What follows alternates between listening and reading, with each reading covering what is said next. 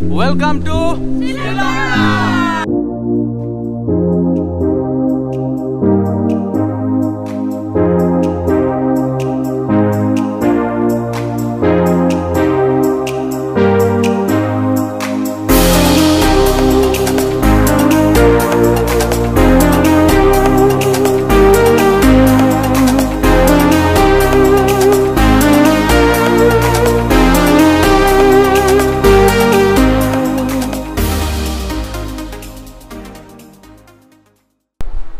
And welcome to Sri Lanka. যখন আগে এসে আমরা পৌঁছেছি আর এই মুহূর্তে আমি আছি শ্রীলঙ্কার ট্রানজিট একদম কাছাকাছি, একটু পরেই বের হব। বাট এখানে কিছু ইস্যু আছে। অনেকেই বলতেছে যে $25 দে চার্জ, মানে একদিনের ট্রানজিট ভিসার জন্য একদিনের। বাট এটার কোনো সিস্টেম নেই, এটা নাকি তারা 2 নাম্বারই করে মানুষের থেকে আদায় করে। জিনিসটা দেখি সলভ আউট করতে পারি কিনা। আর আমাদের প্রবলেমটা আপাতত মোটামুটি সলভ হয়েছে।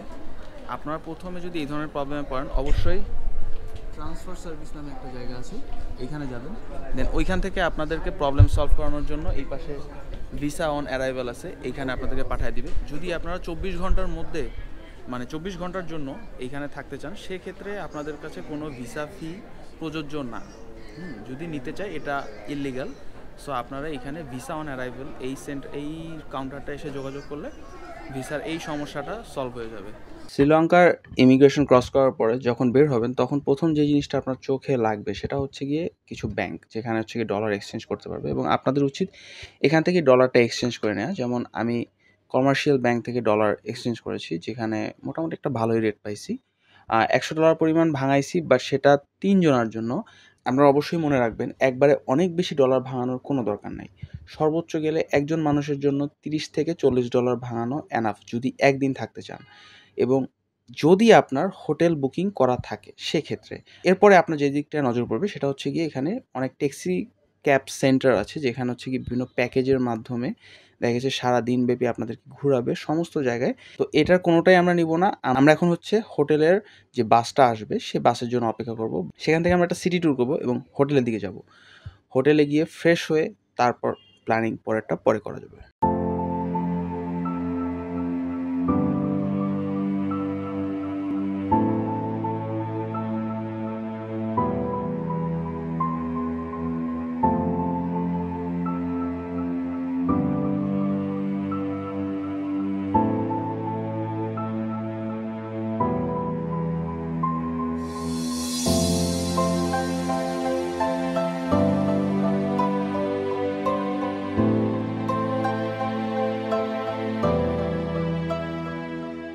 আমি যেখানে আছি এই জায়গাটা হচ্ছে গিয়ে ইন্ডিপেন্ডেন্ট ফর্ম বলে এটাকে, যেটাকে আপনার সামনে দেখাই দিছি। বাট এটার কিছু হিস্ট্রি বলি, যেটা হচ্ছে গিয়ে যে ব্রিটিশদের কাছ থেকে যখন এদের দেশ স্বাধীন হয়েছিল শ্রীলঙ্কা, তো সেইটার মেমোরি হিসাবে আসলে এই জিনিসটা বানানো হয়েছে, যেটা আমার একদম পিছনে আছে।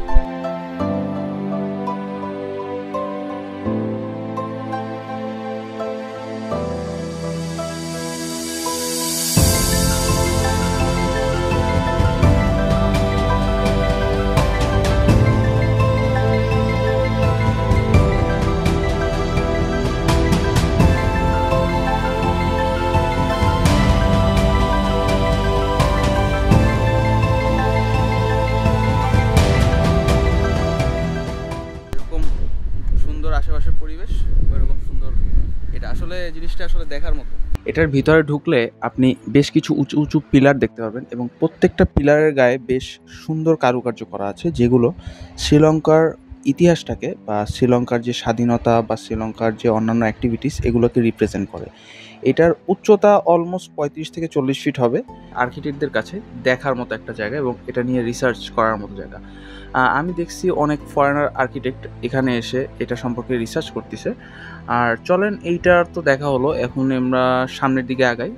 বাকি টিম মেম্বারদের সিদ্ধান্তকে প্রাধান্য দিয়ে আমরা আসলে প্রথমে হোটেলে ব্যাক করছি, কারণ সবাই বেশ টায়ার্ড। আর হোটেল সম্পর্কে খুব একটা কিছু বলবো না, কারণ হোটেলের ভাড়াটা আমরা জানি না, যেহেতু আমরা প্যাকেজ সিস্টেমে আসছি বাংলাদেশ থেকে, যার কারণে হোটেলের অ্যাকচুয়াল কস্টিংটা আমরা জানি না। বাট হোটেলটা একদম বিচের পাশেই এবং মালদ্বীপের থেকে শ্রীলঙ্কার হোটেলটা আসলেই অনেক বেশি বেটার, সার্ভিসটা অনেক বেশি বেটার। চলেন আমরা একটা রুমের একটা ভিউ দেখে আসি। রুমের ভিউটা মোটামুটি ভালোই লাগছে। আমাদের রুমটা ছিল 7 তলায় এবং বারান্দাটা বেশ বড় এবং বারান্দাটা দিয়ে মোটামুটি পুরা শ্রীলঙ্কা সিটিটাকে দেখা যায়। যদিও সামনে একটা বড় বিল্ডিং থাকার কারণে অনেক কিছু গ্যাপ এখানে তৈরি হয়ে গেছে, বাট প্রবলেম নেই, বারান্দায় দাঁড়াইলে বেশ ভালো একটা বাতাস পাওয়া যায়। আর এখন আমরা ফ্রেশ হয়ে দেন হচ্ছে কি খাওয়ার জন্য বের হবো। এখানে বাংলা হোটেল নাই বললেই চলে। হোটেল থেকে বের হয়ে খাবারের উদ্দেশ্যে যাবো, যেহেতু এখানে মনে হয় বাঙালি হোটেল একটু কম, যার কারণে আমাদের খুঁজে বের করতে হবে। আর যদি না পাই তাহলে কেএফসি বিএফসি এই টাইপের কোনো একটা হোটেলে খেয়ে ফেলবো। চিকেনের পরিমাণ অনেক কম, তাও এখন মোটামুটির মধ্যে খেয়ে দিয়ে বেরোইতে হবে। শ্রীলঙ্কার ওল্ড পার্লামেন্টের সামনে, যে পার্লামেন্টটা হচ্ছে গিয়ে এখন অফ হয়ে গেছে, বাট রেস্ট্রিক্টেড, ভিতরে যাওয়া পসিবল না। বাট এই জায়গাটা যদি আমি দেখি যে ম্যাক্সিমাম হাই রাইজ বিল্ডিংগুলো আমার পিছনে আছে, এগুলো হচ্ছে গিয়ে শ্রীলঙ্কার ওল্ড পার্লামেন্টের আশেপাশেই আছে। বাট চলেন আপনাদেরকে একটু পার্লামেন্টের সিনারিটা দেখাই। অনেক পুলিশ প্রশাসন আশেপাশে থাকে। আর আমি যেটা দেখতে পাচ্ছি, হয়তো ক্যামেরা দেখানো সম্ভব না, যে গেটের সামনে যে মেইন এন্ট্রেন্স, ওইখানেই 7-8টা আর্মি দাঁড়া রয়েছে, যারা একদম প্রচণ্ড কড়াভাবে পাহারা দেয়। যাই হোক, আমি একটু আপনাদেরকে দেখাই।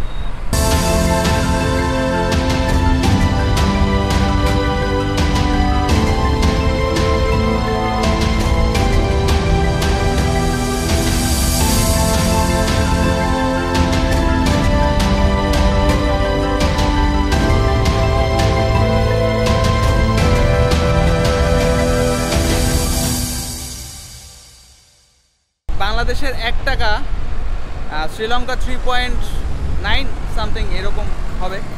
আর এইখানের অবস্থা দেখেন আর বাংলাদেশের অবস্থা দেখেন, বাংলাদেশের কারেন্সির থেকেও আরও নিচে। সেইখানে দেখা গেছে বাংলাদেশের থেকে 100 টাইমস, মানে 1000 গুণ বেটার, কি 100 টাইমস। আমাদের পার্লামেন্ট হাউসে খুব মানে একটু রেস্ট্রিক্টেড, যার কারণে খুব একটা দেখাইতে পারিনি। এখানে ছবি তোলার সময় ওনারা অনেক ঝামেলা করছে।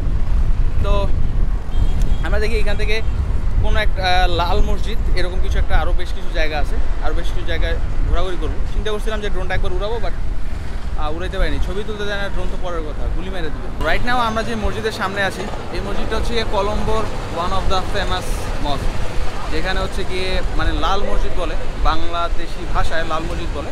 জামিউল আলফার মসজিদের নির্মাণ কাজ 1908 সালে শুরু হয় এবং ভবনটি 1909 সালে শেষ হয়। মসজিদটি পেট্টায় অবস্থিত। স্থানীয় ভারতীয় মুসলিম সম্প্রদায় দ্বারা তাদের প্রয়োজনীয় 5 ওয়াক্ত নামাজ এবং শুক্রবারে জুম্মার নামাজ আদায়ের জন্য মেইনলি এটা তৈরি করা হয়। আর এই মসজিদটার আশেপাশে যদি দেখা যায়, মসজিদটার অনেকটা আমাদের বাংলাদেশের পুরান ঢাকার মতো দেখা যাবে। এই মসজিদটি নির্মাণ করেন হাবিবু লেব্বে সাইবু লেবে, যিনি একজন অশিক্ষিত বাট স্থপতি ছিল, এবং এটি দক্ষিণ ভারতীয় ব্যবসায়ীদের দ্বারা প্রদত্ত ইন্দো সারা সৈনিক কাঠামোর বিবরণ ও চিত্রের উপর ভিত্তি করে তৈরি করা হয়েছিল। আমাদের ডে টু শেষ, ডে টু এর বেশি আর কোনো দিকে গেলে ফিরে আসতে পারবো না, মানে তাহলে দেখা গেছে বিচের পাড়ে যাইতে পারবো না সন্ধ্যার সময় বা বিকালবেলা। আর বেশ কিছু আশেপাশে কয়েকটা জায়গা আছে। আর রাইট নাও আমি ঢুকতেছি হচ্ছে গিয়ে এখানে একটা সুপার শপ, এই সুপার শপে যাচ্ছি। একটা নর্মাল চানাচুরের প্রাইস বাংলা টাকায় 280 টাকা। এই দেশ তো এমনি দেউলিয়া, দেউলিয়া হওয়ার কারণ আছে। এই জায়গার মারাত্মক লেভেলের ঢেউ, মারাত্মক। এই বীজটা কিন্তু খুব একটা বড় না, এই মাথা থেকে ওই মাথা দেখা যায়, বাট আসলে এটার পাশে বসে থাকা একটা সৌভাগ্যের ব্যাপার। এত সুন্দর পানি আর এত সুন্দর ঢেউ। পানিটা হয়তো বা দেখা গেছে যে মালদ্বীপের মতো না, অতটা মানে নীল না, বাট বঙ্গোপসাগরের মতো অতটা কালোও না। শ্রীলঙ্কার ট্রান্সপোর্টের আরেকটা ওয়ে হচ্ছে ট্রেন। ট্রেনে করে কিন্তু এক সিটি থেকে অন্য সিটিতে খুব ইজিলি যাওয়া যায়, বাট খুব ইজিলিও না। ব্যাপারটা হচ্ছে কি ট্রেনের অবস্থা খুব একটা ভালো না আমি যতটা দেখছি। বাংলাদেশের রেল মানে ট্রেনের তুলনাও কিন্তু আরও অনেক বেশি খারাপ। অন্য সিটিতে যাওয়া খুব একটা প্যারা হবে না যারা একটু কম বাজেটে ঘুরতে চান শ্রীলঙ্কায়। বা যেহেতু আমার সময় কম, আমি একদিনের ট্রিপে আসছি, যার কারণে অনেক দূর যাব না। এখানে একটা পাহাড় আছে যেটা আদম আলাইসাল্লামের পাহাড় নামে পরিচিত, মানে আদম আলাইসাল্লাম প্রথম যেখানে হচ্ছে গিয়ে পৃথিবীতে এসে পা রাখছে, ওখানে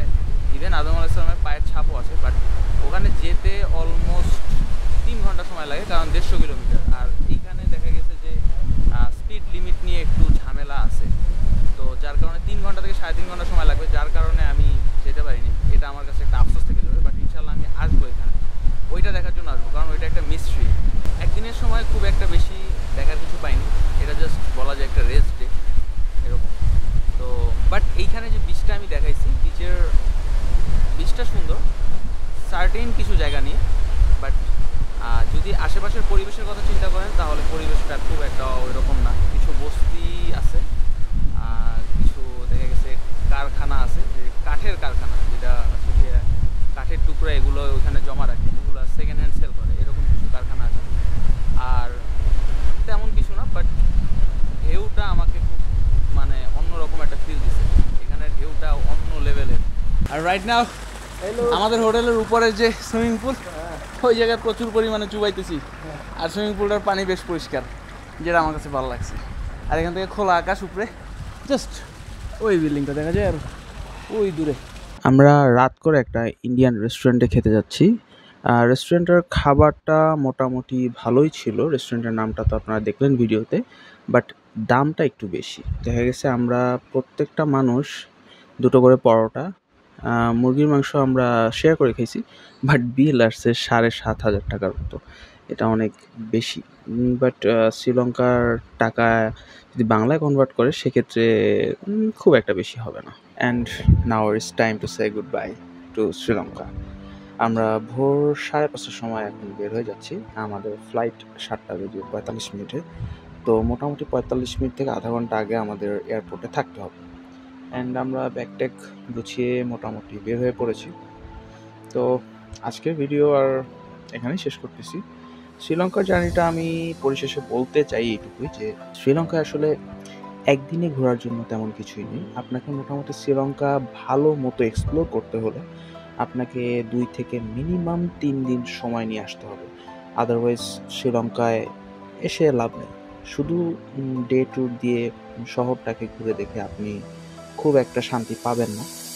তো আমি আরেকটা ভিডিও করব শ্রীলঙ্কা অ্যান্ড মালদ্বীপে আমার ট্যুর প্যাকেজ কীভাবে কী গিয়েছি সব কিছু মিলে একটা নেক্সট একটা ভিডিও থাকবে। তো তার আগ পর্যন্ত সবাই ভালো থাকেন, সুস্থ থাকেন, and keep watching and keep supporting the Highway Story.